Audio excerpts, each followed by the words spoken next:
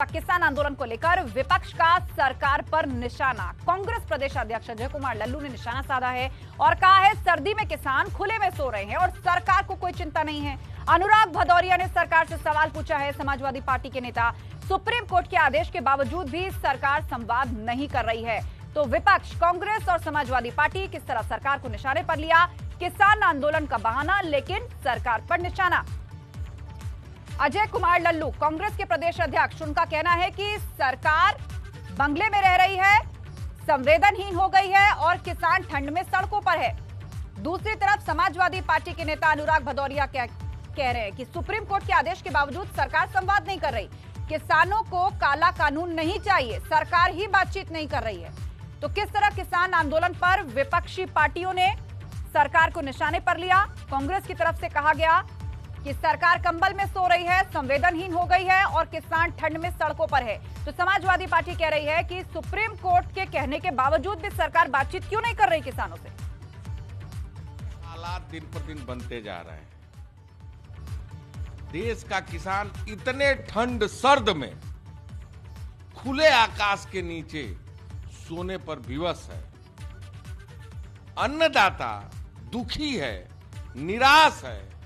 सरकार के फैसले के खिलाफ किसान बिल के विरोध में धरने पर बैठा है और सरकार के मंत्री, संतरी और खुद प्रधानमंत्री घर में गर्म कंबल के नीचे सो रहे हैं। ये देश के लिए दुर्भाग्यशाली दिन है, विषय है। सरकार संवेदनहीन हो चुकी है। आने वाला दिन ये और क्रांति का रूप न ले, ऐसे में सरकार को संजीदगी दिखाते हुए माननीय सर्वोच्च न्यायालय के निर्देशों का भी पालन करते हुए तत्काल इस बिल को वापस लेना चाहिए। मुझे अभी तक ये समझ में नहीं आया कि सरकार इतना हर धर्म क्यों अपनाए हुई है। किसानों का अगर भला करना चाहती है तो किसान बिल वापस ले ले। किसानों को चाहिए नहीं ये काला कानून, और वो काला कानून आप किसानों को थोपना चाहते हो। जितनी कड़ाके की सर्दी पड़ रही है, बेचारा वो अपने सड़क पे सो रहा है किसान, और जितने भी कैबिनेट मंत्री रजाई लेके बड़े बंगले में सो रहे हैं। तो उनको तो कम से कम ये चिंता करनी चाहिए ना कि देश का जो रीढ़ की हड्डी है, देश का स्वाभिमान और सम्मान है, हमारा जो अन्नदाता है वो रोड पे है और सरकार घरों में सो रही है। सरकार को फिर भी चिंता नहीं। सरकार कुछ विशेष लोगों की चिंता कर रही है, उनको फायदा पहुंचाने के लिए किसान बिल को जबरदस्ती किसानों पर थोपना चाहती है। मुझे लगता है कि सरकार को किसानों की चिंता करनी चाहिए और ये बिल तुरंत वापस ले लेना चाहिए। तो एक तरफ किसानों के बहाने विपक्षी पार्टियां सरकार को निशाने पर ले रही हैं, लेकिन दूसरी तरफ जो किसानों का आंदोलन है आज 23वां दिन है, लगातार जारी है। बीजेपी के किसान सम्मेलन का आज 5वां दिन है और अब राज्य मंत्री, केंद्रीय मंत्री और यहां तक कि मुख्यमंत्रियों के बाद खुद देश के प्रधानमंत्री अब कृषि कानून पर किसानों को समझाने आए हैं। माना जा रहा है कि इससे आंदोलन के समाधान की उम्मीदें हैं। हालांकि प्रदर्शन में डटे किसान पीछे हटने को तैयार नहीं। जो चिट्ठी लिखी गई वो भी आपके सामने है, यानी कि सरकार भी लगातार समझाने की कोशिश कर रही है। किसान अपनी नई रणनीति तैयार कर रहे हैं। कई जगह हाईवे जाम है, दिल्ली में प्रदर्शन हो रहे हैं, दिल्ली यूपी बॉर्डर बंद हो चुका है। खाप पंचायतों का भी किसान आंदोलन को समर्थन मिल चुका है। लेकिन बड़ा सवाल ये है कि प्रधानमंत्री मोदी खुद मुखातिब होने जा रहे हैं किसानों से, तो क्या इस संवाद का असर होगा। बीजेपी का देशव्यापी अभियान, जहां किसान सम्मेलन आयोजित किए जा रहे हैं, किसानों से 1-to-1 इंटरेक्शन, उनके साथ संवाद स्थापित करके उनकी समस्याओं को सुनना और नए कृषि बिल के फायदे उन्हें समझाना। क्या इसमें सरकार कामयाब होगी। आंदोलन का काउंटर क्या इस सम्मेलन से निकलेगा।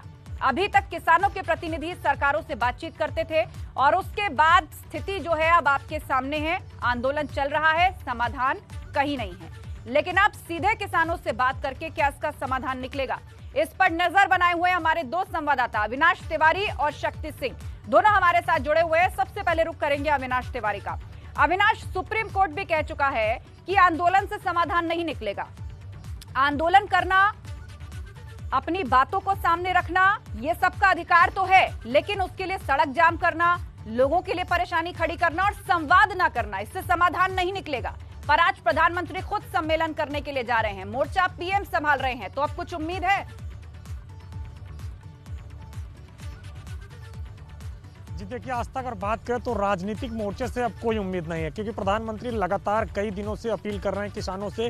चाहे वो बनारस की अगर बात करें, बनारस से भी उन्होंने अपील की थी, और उसके बाद तो तमाम सारे प्लेटफॉर्म से प्रधानमंत्री ने लगातार किसानों से अपील की है। और खुद सरकार के सबसे भरोसेमंद चेहरे और पार्टी के सबसे भरोसेमंद चेहरे गृह मंत्री अमित शाह ने भी किसानों से वार्ता की, लेकिन बात नहीं बनी। तो सरकार के मोर्चे से अगर कहें तो कोई बातचीत सुनने के लिए किसान तैयार नहीं है, क्योंकि सरकार ने अपना प्रस्ताव भेज दिया है और वो प्रस्ताव किसान नेताओं ने ना मंजूर कर दिया है। हाँ, सुप्रीम कोर्ट से कुछ रास्ता निकालने की कोशिश की जा रही है, हालांकि सुप्रीम कोर्ट ने अभी कोई ठोस दिशा निर्देश नहीं दिए हैं। सुप्रीम कोर्ट ने केवल कल बहस सुनी है और बहस में अपनी ओर से ओपिनियन दिया है, लेकिन कोई भी दिशा निर्देश या कहिए कोई भी आदेश नहीं पारित किया है। उसने इतना जरूर किया है कि किसान नेताओं को नोटिस दिया है और उनसे कहा है कि उनके पास जो भी प्रस्ताव हो वो अपना प्रस्ताव लेकर आए और सुप्रीम कोर्ट के अंदर अपना पक्ष रखे। जिसके बाद कल किसान नेताओं ने यह कहा है कि उनको अभी प्रस्ताव नहीं मिला है, उनके वकील उस प्रस्ताव को लेकर उनके पास आएंगे, उसके बाद फिर वो चर्चा करेंगे और अपना प्रस्ताव सुप्रीम कोर्ट में देंगे। बहरहाल सुप्रीम कोर्ट में अगली सुनवाई कब होगी, इसको लेकर भी सुप्रीम कोर्ट ने कुछ नहीं कहा। बस इतना जरूर कहा है कि अगर जरूरत पड़ेगी तो विंटर सेशन में भी,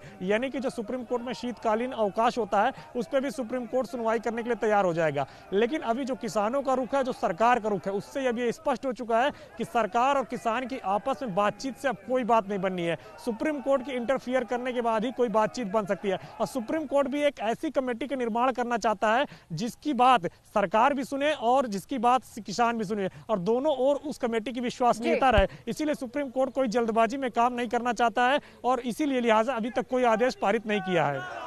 बिल्कुल, तो आप कह रहे हैं कि सरकारी मोर्चे से फिलहाल उम्मीदें जो हैं वो बहुत ज्यादा नहीं लगाई जानी चाहिए, क्योंकि काफी समय से सम्मेलन चल रहा है और कई राउंड की बातचीत प्रतिनिधियों और सरकारों के बीच में हो चुकी है। लेकिन ये जो देशव्यापी सम्मेलन है अविनाश, ये किसानों से सीधा इंटरेक्शन है। अभी तक होता यह था कि प्रतिनिधि बात करते थे और उसके बाद यूनियंस अपने अपने हिसाब से तय करती थी। कुछ को मंजूर था, कुछ को नहीं मंजूर था। लेकिन क्या आप सीधे किसानों तक जाकर ये बताना कि ये बिल आपकी एम्पावरमेंट के लिए है, आपको स्वतंत्रता देने के लिए है, क्या उससे कोई फायदा होगा? क्या उससे कोई गलतफहमी दूर होगी? जी देखिए, अगर आज तक अगर बात करें तो केंद्र सरकार अब ये मान के चल रही है कि जो किसान आंदोलन फिलहाल दिल्ली की सीमाओं पर चल रहा है, उनमें 90% किसान जो है वो पंजाब से आए हुए हैं। कुछ पश्चिमी उत्तर प्रदेश से किसान हैं जो कि छुटपुट रिश्ते पे हैं। तो इसलिए केंद्र सरकार ने अगर बात करें तो अब ये बीड़ा उठा लिया है कि जो और तमाम सारे देश के किसान हैं उनको ये समझाने का प्रयास किया जाएगा कि ये जो बिल आया है इससे उनकी आमदनी अच्छी होने वाली है और इससे किसानों का हित होने वाला है। और यही कारण है कल गृह मंत्री अमित शाह, कृषि मंत्री नरेंद्र सिंह तोमर और रेल मंत्री पीयूष गोयल ने बीजेपी के जितने महासचिव हैं सबके साथ पार्टी मुख्यालय में बैठक की और ये सबको आदेश दिया कि पार्टी के एक एक कार्यकर्ताओं को ये आदेश दिया जाए कि अब सभी निकल जाएं किसानों के बीच में, किसानों के साथ बैठकर चौपाल करें और उनको इस बिल के फायदे के बारे में बताएं। और जो खासतौर से किसान आंदोलन कर रहे हैं और जो विपक्ष बातें कह रहा है उनको ये भ्रामक बात कह के और ये जो इसमें फायदे ये बताएं और जो विपक्ष कह रहा है इसके नुकसान उनको समझाते हुए उनको समझाया जाए। क्योंकि अभी तक जो अगर देखें तो पश्चिमी उत्तर प्रदेश से ही काफी सीमित मात्रा में किसान गाजीपुर बॉर्डर में पहुंचे हैं और बाकी पूरे उत्तर प्रदेश की अगर बात करें तो वहां पे किसी प्रकार का कोई प्रदर्शन देखने को नहीं मिल रहा है। बिल्कुल, और आप बता रहे हैं कि सरकार ये मानकर चल रही है कि जितने भी किसान आंदोलन पर है वो उसमें से 90% पंजाब से आए हुए हैं और जो छोटे किसान हैं 8 या 10% वो वेस्ट यूपी से आए हुए हैं। हमारे साथ शक्ति सिंह भी बने हुए हैं यूपी बॉर्डर से। शक्ति, बताइएगा, आज प्रधानमंत्री खुद सम्मेलन करने जा रहे हैं, इन लोगों से पूछिए यदि आप बातचीत कर पाएं कि क्या सरकार के साथ संवाद करने का ये भी एक तरीका उनको ठीक लग रहा है कि सीधे बिल के बारे में आप प्रधानमंत्री समझाने आ रहे हैं? जी बिल्कुल, हमारे साथ भारतीय किसान यूनियन के एक बहुत सीनियर नेता हैं, हम इनसे ज्यादा बात करते हैं। ये बताइए कि आज प्रधानमंत्री कृषि बिल कानून को समझाने के लिए खुद संवाद करने वाले हैं, क्या उससे कोई हल निकलने की उम्मीद है? देखिए, मेरा तो ये कहना है प्रधानमंत्री जी से कि अपना समय जो है वह बेकार ना करें, क्योंकि काफी दिन से हम सब बात इनकी सुनते हुए आ रहे हैं। अब इन्होंने अपना विश्वास खो दिया किसानों से। जैसे प्रधानमंत्री जी कहें कि भाई हमें कोई बरगला रहा है, हम कोई दूध पीते बच्चे नहीं हैं कि हमें कोई बरगला ले। भाई हम लोगों ने इनको इतना बड़ा बहुमत दिया, वो बरगलाने से थोड़ा ही दिया, हमने तो ये दिया था कि इन्होंने हमें बड़े बड़े सपने दिखाए थे और हमें बड़ी उम्मीद थी कि गरीब का बच्चा प्रधानमंत्री बना, हो सके कि हमारी दुख दर्द को समझेगा और हमारी समस्याओं का निदान करेगा। ये बताइए मलिक साहब कि सरकार बिल में संशोधन करने के लिए भी तैयार है, ऐसा नहीं कि सरकार आप लोगों की बात नहीं मान रही, सरकार आपकी आवाज नहीं सुन रही, उसी के बाद बिल में संशोधन भी करना चाहती है। लेकिन आप लोगों का आगे रवैया जो है वो सीधा सीधा ये है कि बिल वापसी ले, तो कहीं ना कहीं सरकार भी अहित छोड़ना सोचती है किसानों का। देखिए बात यह है कि सरकार कह ही तो रही, करने को तो तैयार नहीं है भाई। जो वो कुछ बिना इसके भी तो थे, उन्हें करने के बाद और इन तीन पर फिर वो बैठती और बैठ कर बात करती, तो कहीं ना कहीं रास्ता निकल जाता। अब सरकार कह वही बात कह रहे हैं कि हम सरकार की बात पर विश्वास नहीं करते और सरकार ये सभी कानून जो है वो वापस ले। शुक्रिया शक्ति और अविनाश, आप स्थिति पर नजर बनाए रखें, आगे भी हम आपसे अपडेट लेते रहेंगे। तो एक तरफ किसान आंदोलन तेज हो रहा है, तो अब प्रधानमंत्री मोदी कुछ देर बाद किसानों से संवाद करने वाले हैं। उन्हें संबोधित करते वक्त प्रधानमंत्री कृषि कानून के फायदे बताएंगे और इस कार्यक्रम से जुड़े अपडेट को देने के लिए हमारे साथ अविनाश तिवारी भी जुड़े हुए थे। लेकिन अविनाश इस पूरी स्थिति पर नजर बनाए हुए होंगे, हम उनके पास अपडेट के लिए जाते रहेंगे। पर एक और खबर किसान आंदोलन से जुड़ी हुई। किसान आंदोलन को लगातार समर्थन मिल रहा है, तो काफी लोग उनकी मदद के लिए आगे आ रहे हैं। गाजियाबाद के यूपी गेट पर रिटायर्ड फौजी एक गाड़ी में किसानों के लिए गर्म कपड़े लेकर पहुंचे, जिन्हें किसानों को बांटा गया और जय जवान जय किसान के नारे लगाए गए। तो ये तस्वीर यूपी बॉर्डर से सामने आई है। हो गए हैं और हम इस समय मौजूद हैं गाजियाबाद के यूपी गेट पर। हम आपको दिखाते हैं रिटायर्ड फौजी एक गाड़ी लेकर आए हैं और उसमें गर्म सूट लेकर आए हैं, ताकि जो यहाँ किसान हैं उनको सर्दी ना लग सके। और लगातार आप देख सकते हैं कि किसानों की किस तरीके से लंबी लाइन लगी हुई है और ये जय जवान जय किसान के नारे लगा रहे हैं। इन सभी को एक आस जागी है और आस जागी है सर्दी से बचने के लिए रिटायर्ड फौजियों के साथ। रिटायर्ड फौजी यहाँ पर पहुंचे हैं और पहुंचने के बाद इन लोगों को उन्होंने गर्म सूट बांटने शुरू किए हैं। आइए हम इनसे बात करते हैं। ये रिटायर्ड फौजी हैं और रिटायर्ड फौजी से हम बात करते हैं कि ये बताइए कि आप यहाँ पहले भी आए थे और आने के बाद आज आप गर्म सूट लेकर आए हैं, तो ये मतलब क्या सोच के आप यहाँ लेकर आए हैं, ये बताइए। हमने ये देखा कि यहाँ किसान जो है बहुत ठंड में मर रहे हैं, टूट रहे हैं, और इसीलिए देखते हुए फिर हमारे संगठन से जो पैसा इकट्ठा किया हुआ था उससे हमने कपड़े लिए और इनको डिस्ट्रीब्यूट कर रहे हैं। क्या नाम है आपके संगठन? सूबेदार मेजर जयप्रकाश मिश्रा, संस्थापक और राष्ट्रीय अध्यक्ष वेटरन्स एसोसिएशन। आपका नाम क्या है? सूबेदार मेजर जयप्रकाश मिश्रा। ये फौजी हैं जो कि रिटायर्ड हैं और आज इन्होंने किसानों की सुनी और किसानों के लिए ये गर्म सूट लेकर आए हैं ताकि इन्हें सर्दी न लग सके, क्योंकि यहाँ पर सर्दी लगातार बढ़ती जा रही है। और यही सोचते हुए ये फौजी यहाँ पर गर्म सूट लेकर आए हैं। वही जो किसान हैं जय जवान जय किसान के नारे लगा रहे हैं। लगातार किसानों में बड़ा ही हर्षोल्लास का माहौल है इन फौजियों को लेकर। गाजियाबाद से एबीपी गंगा के लिए शक्ति सिंह। उधर सीएम योगी फुल एक्शन में हैं। उनके आज का ही कार्यक्रम होने हैं और एक एक करके उनके कार्यक्रमों को हम आप बता दे रहे हैं। 12:30 बजे नवनिर्वाचित एमएलसी सदस्यों के साथ वो शपथ ग्रहण समारोह में जाएंगे। इसके अलावा शाम 4 बजे स्वयं सहायता समूहों को सौगात देने वाले हैं। 97,000 से ज्यादा स्वयं सहायता समूहों को 445 करोड़ से ज्यादा की सौगात मिलने वाली है। शाम 6:30 बजे मंत्रिपरिषद की बैठक करेंगे सीएम योगी। तो आज के कार्यक्रम किस तरह सीएम योगी के रहने वाले हैं। दोपहर 12:30 बजे नवनिर्वाचित एमएलसी सदस्यों के शपथ ग्रहण समारोह में शामिल होंगे और 4 बजे देने वाले हैं बड़ी सौगात स्वयं सहायता समूहों को, जिसमें ज्यादातर महिलाएं शामिल हैं। 97,663 स्वयं सहायता समूहों को 445 करोड़ से ज्यादा की सौगात देने वाले हैं।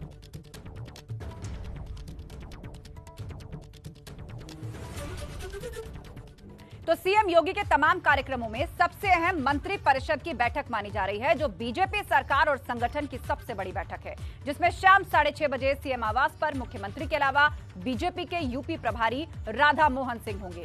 तीनों सह प्रभारी और योगी सरकार के सभी मंत्री मौजूद होंगे। इस बैठक में सरकार के सभी कैबिनेट मंत्रियों से लेकर राज्य मंत्री, स्वतंत्र प्रभार और राज्य मंत्रियों को बुलाया गया है। किसान आंदोलन को लेकर सरकार और संगठन की रणनीति पर चर्चा की जाएगी। साथ ही साथ पंचायत चुनाव को लेकर पार्टी की स्ट्रैटेजी पर भी बातचीत होगी। आज शाम 6:30 बजे योगी सरकार और संगठन की एक बड़ी बैठक होने जा रही है, जिसमें किसान आंदोलन से लेकर आने वाले पंचायत चुनाव में पार्टी की क्या रणनीति होगी उस पर मंथन किया जाएगा। बीजेपी के यूपी प्रभारी, सह प्रभारियों से लेकर सरकार के मंत्री, राज्य मंत्री सभी शामिल होंगे इस बैठक में। सीधे आपको लिए चलते हैं, हमारे ब्यूरो चीफ वीरेश पांडे हमारे साथ लाइव जुड़ रहे हैं। वीरेश, बताइएगा, दो अहम मुद्दे जिन पर मंथन होना है, पहला तो किसान आंदोलन और दूसरा पंचायत चुनाव। पार्टी और संगठन सभी पदाधिकारी और मंत्री इसमें मौजूद होंगे। देखिए, आस्था 2022 के चुनाव के मद्देनजर संगठन और सरकार की ये सबसे बड़ी बैठक है जो आज 6:30 बजे मुख्यमंत्री के आवास पर होगी, जिसमें जो प्रभारी बने हैं राधा मोहन सिंह, दोनों सह प्रभारी जो नए बने हैं, और साथ ही साथ सुनील बंसल प्रदेश अध्यक्ष स्वतंत्र देव सिंह मुख्यमंत्री, और पूरी कैबिनेट होगी, चाहे वो राज्य मंत्री हो, स्वतंत्र प्रभार का मंत्री हो या कैबिनेट मंत्री हो योगी सरकार के, उनके साथ बैठक होगी। हालांकि ये माना जा रहा है कि ये परिचयात्मक बैठक है, कोई परिचय का मोहताज नहीं है। हर मंत्री राधा मोहन सिंह को जानता है और राधा मोहन सिंह और सह प्रभारी मंत्रियों को जानते हैं। लेकिन इस बैठक का सबसे महत्वपूर्ण पॉइंट यह है कि किसान आंदोलन जिस तरीके से फैल रहा है उसको लेकर पार्टी के पक्ष में कैसा रुख बनाया जाए, और साथ ही साथ पंचायत चुनाव को लेकर हर चुनाव भारतीय जनता पार्टी पूरी मजबूती के साथ लड़ती है, ऐसे में पंचायत चुनाव को लेकर भी रणनीति बनाई जाएगी। और साथ ही साथ योगी सरकार ने हर जिले में अपने एक कैबिनेट मंत्री या राज्य मंत्री स्वतंत्र प्रभार को जिम्मेदारी दी है। ऐसे में उन मंत्रियों से उन जिलों का फीडबैक लिया जाएगा और उस फीडबैक के माध्यम से जो प्रभारी हैं राधा मोहन सिंह, सरकार के जो मुखिया हैं योगी आदित्यनाथ, संगठन के जो मुखिया हैं स्वतंत्र देव सिंह और सुनील बंसल, उनके बीच में स्ट्रेटजी बनाई जाएगी। और सबसे अहम जानकारी जो सोर्सेस के आधार पर एबीपी गंगा के दर्शकों को बताना है कि जब ये बैठक खत्म होगी तो सुनील बंसल, स्वतंत्र देव सिंह, योगी आदित्यनाथ, राधा मोहन सिंह और दोनों सह प्रभारियों के बीच में जो मंत्रिमंडल का विस्तार है उसको लेकर भी बातचीत की जाएगी। यानी इस सत्र के बाद, इस साल के बाद जो नया साल है उसमें मंत्रिमंडल का विस्तार होगा, और ये आखिरी मंत्रिमंडल विस्तार होगा योगी कैबिनेट का, क्योंकि 2022 का चुनावी वर्ष आने वाला है। और ऐसे में योगी सरकार अब जो मंत्रिमंडल का विस्तार करेगी वो एक तरीके से चुनावी मंत्रिमंडल का विस्तार माना जाएगा, और ऐसे में ये स्ट्रेटजी बनाई जाएगी। सबसे अहम जानकारी एबीपी गंगा के दर्शकों को मैं देना चाहता हूं कि इसमें इस मामले को लेकर भी बैठक की जाएगी। जब सभी मंत्रियों के साथ बैठक खत्म हो जाएगी, राधा मोहन सिंह की, मुख्यमंत्री की, सुनील बंसल की, स्वतंत्र देव सिंह की, उसके बाद बंद कमरे में इन 4-5 लोगों की, जो महत्वपूर्ण लोग हैं, उनकी बैठक होगी मंत्रिमंडल विस्तार को लेकर। जी हाँ, बिल्कुल। तो आज कई अहम विषय हैं चर्चा के लिए, आप नजर बनाए रखिए। वीरेश, जानकारी के लिए बहुत शुक्रिया। तो आज शाम 6:30 बजे बेहद अहम बैठक होने जा रही है, इस पर रहेगी हमारी नजर। लेकिन अब रुख करते हैं, मिशन पहाड़ में जुटी है आम आदमी पार्टी, विस्तार से इस पर आपको बताएं, लेकिन उससे पहले एक छोटा सा ब्रेक, फौरन लौटेंगे, कहीं मत जाइएगा। समय में ही इतनी चैनलों की भीड़ के बावजूद एबीपी गंगा ने एक अच्छा स्थान हासिल किया है, सर्वोच्च स्थान हासिल किया है। आने वाले दिनों में आप देखेंगे एबीपी गंगा नए लुक में और अच्छे ढंग से जनता के बीच में अपने कार्य को करेगी, सरकार की नीतियों को पहुंचाएगी, और जो जनता का दुख दर्द है उनको भी हम तक पहुंचाने का काम करेंगे। स्वागत है आपका ब्रेक के बाद। और अब बड़ी खबर गोरखपुर से, यहां ड्राई पोर्ट बनेगा। केंद्र सरकार ने अधिकारियों को जमीन तलाशने के निर्देश दे दिए हैं। गोरखपुर समेत आसपास के 10 जिलों को इसका फायदा मिलेगा। भारत नेपाल के बीच होने वाले 120 वस्तुओं को भी इसका फायदा होगा। ओडीओपी के तहत तमाम उत्पादों के आयात और निर्यात को फायदा मिलेगा। तो गोरखपुर को ड्राई पोर्ट की सौगात मिली है। इतना ही नहीं, केंद्र सरकार ने अधिकारियों को इसके लिए जमीन तलाशने के निर्देश भी दे दिए हैं और जल्द से जल्द इस पर काम शुरू किया जाएगा। गोरखपुर और उसके आसपास के जो 10 जिले हैं उनको इनका बड़ा फायदा होने जा रहा है। भारत और नेपाल के बीच में जो ट्रेड होता है उसमें भी 100 से ज्यादा वस्तुओं को, या कह लीजिए कि उत्पादों को इसका फायदा मिलेगा।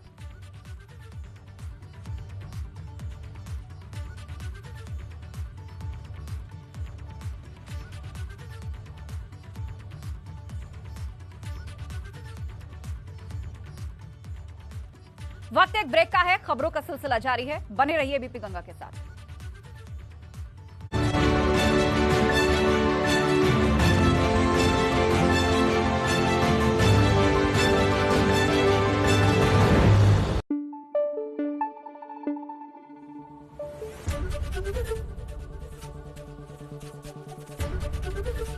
एबीपी गंगा, खबर आपकी, जुबान आपकी।